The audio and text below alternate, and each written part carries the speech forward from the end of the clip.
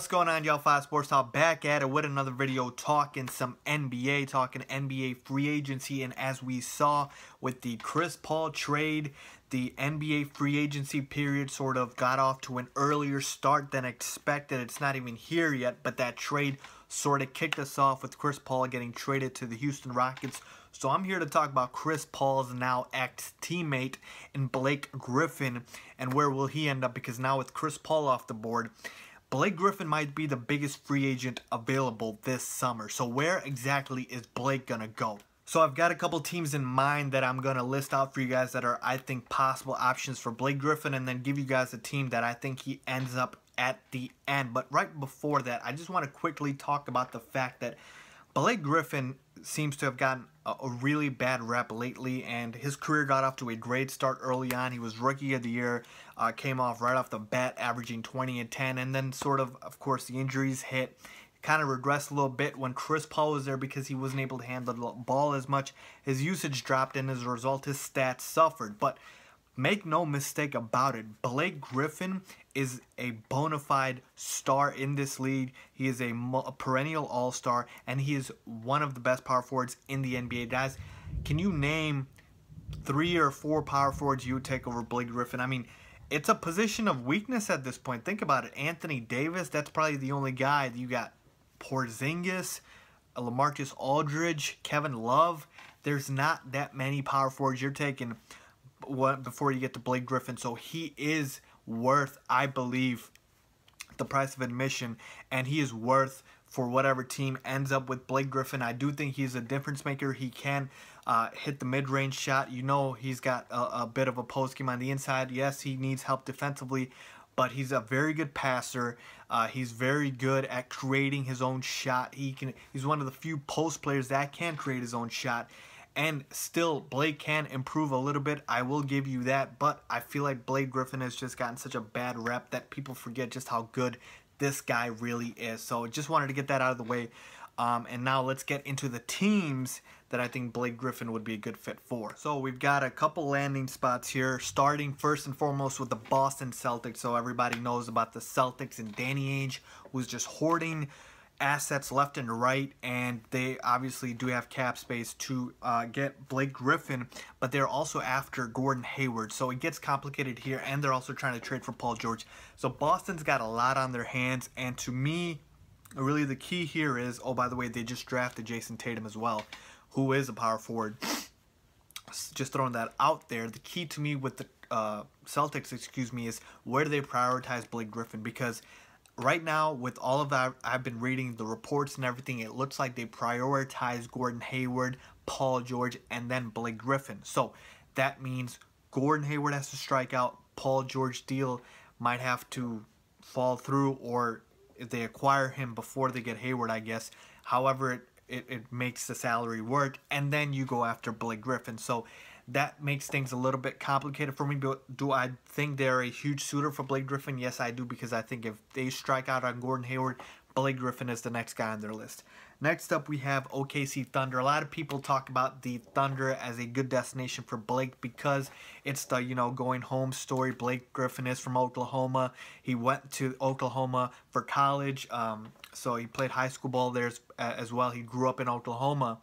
And it sounds great, it sounds amazing, but I'm not buying it as much as a lot of other people are. I just don't see the appeal for Blake. I mean, you have Westbrook, but the roster outside of Westbrook is pretty barren.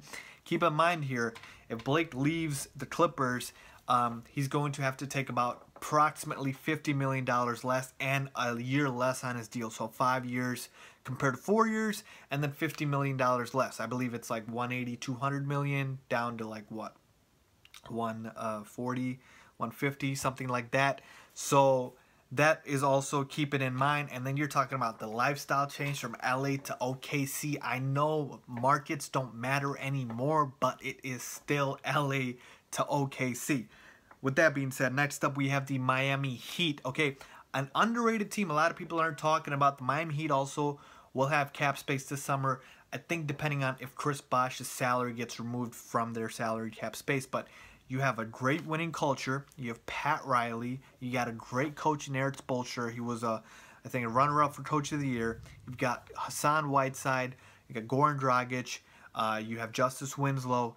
Nice young core there. Deion Waiters was on the come up as well. And it's just a winning environment. And yeah, it's not the greatest roster, but I think Pat Riley can give Blake the confidence that he can build around him. And think about it, Blake would probably be the best player and the star on that team. I know Hassan Whiteside had a breakout year, and Goran Dragic is a good point guard, but I think Blake Griffin would be the best player on that team.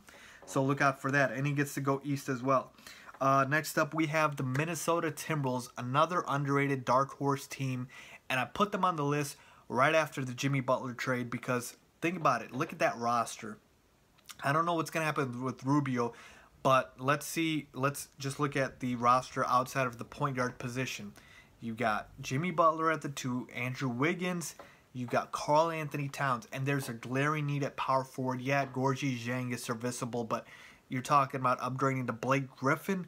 Blake freaking Griffin, I think you're going to do that. You got a coach in Tom Thibodeau who's a winning coach. He's had success in this league.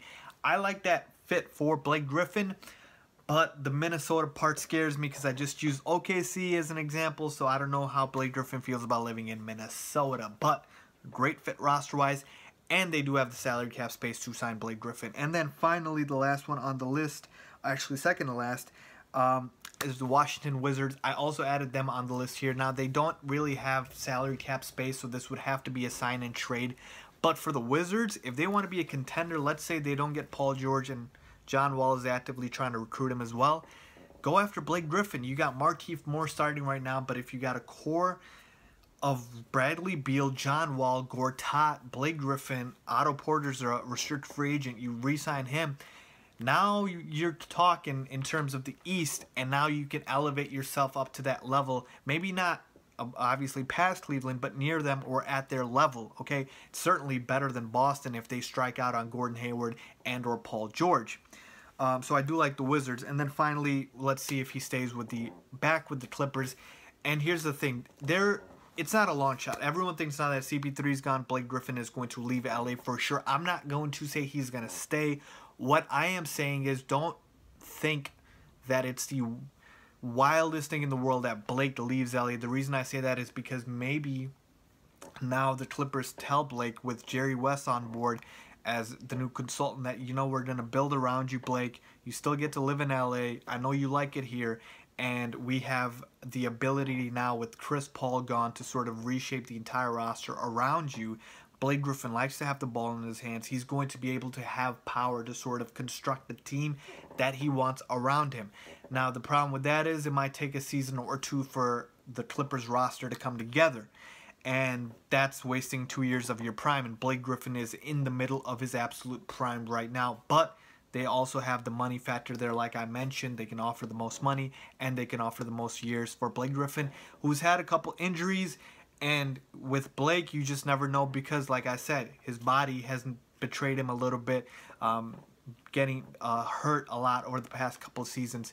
But they can still offer the most money, so you can't count out a return to the Clippers. So ultimately, what do I think happens? I think one of three scenarios. Boston is my #1 destination for Blake Griffin, assuming Gordon Hayward does not go there. He re-signs with the Jazz or he goes somewhere else, okay? And the other destination that Gordon Hayward has is the Miami Heat. So Miami Heat are my second destination for Blake Griffin. Basically, Gordon Hayward's free agency is going to be linked a lot to Blake Griffin's, okay? So whatever team I feel like strikes out on Gordon Hayward, that team more than likely will end up with the Blake Griffin. So I'm thinking either the Boston Celtics or the Miami Heat end up with Blake Griffin. Like I said, winning culture in Miami. I think Pat Riley can convince Blake that he can build his team around him. He'd be the best player. I'm not sure he wants to play with another ball-dominant guard like Chris Paul. You know how that worked for 6 years. So a team like I said, OKC with Russell Westbrook, it might not be what Blake is looking for. And I know in Boston you got IT, but they still play like more of a team there than just have a ball-dominant guy as well. But with that being said, so I like the Celtics, I like the Heat, and then of course my third option is him returning to LA because I feel like the Clippers can convince him that they are going to build a team around him, and sort of give him the most money as well. So those are my top 3 destinations for Blake Griffin. Let me know where you guys think Blake Griffin is going. Leave a comment down below. And if you like this video, please hit the like button and don't forget to subscribe. Thanks for watching.